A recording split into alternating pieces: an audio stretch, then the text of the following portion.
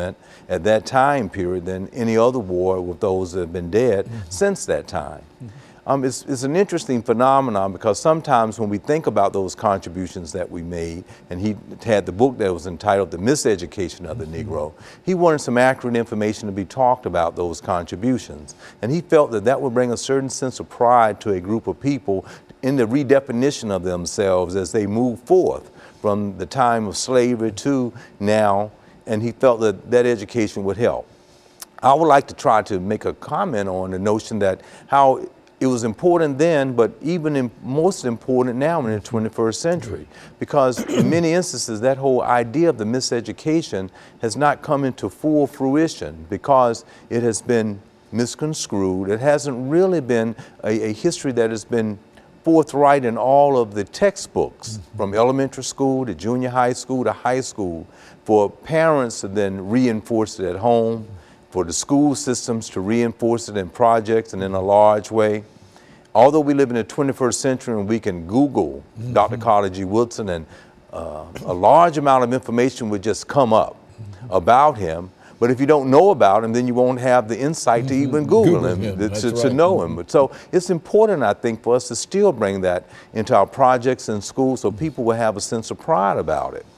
There are a lot of different documentaries.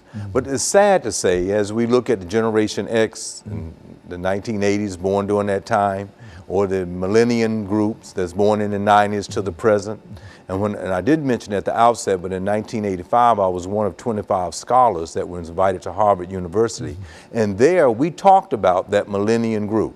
And we said that they would be born and they would not have any insight as to what was going on during the '60s movement that would have given them the freedom that they have today in our present society.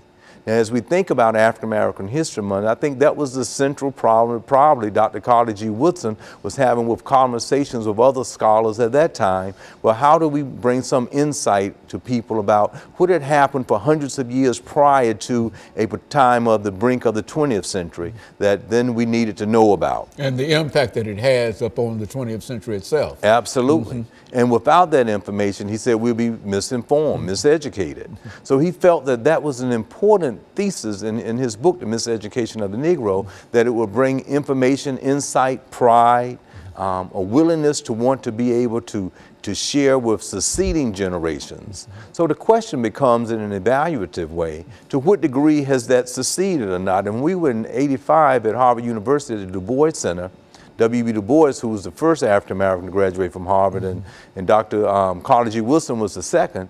You know, here you are thinking in terms of a new group of people that wasn't even born at that time, and they would not recognize it. And as a professor, I'm finding that to come very true, and I think it's probably that way throughout the United States. Now, this problem isn't just for African Americans, I think it is for the majority group as well. And I think he didn't want it to be just for just that one group to understand, but he felt that that was at the core, but he wanted everyone to appreciate it. Therefore, we had this whole revolution with the diversity in higher education, where certainly the curriculum would be a little bit more enhanced to have the histories of all ethnic groups to be included versus excluded within the curriculum, so that there would be an appreciation.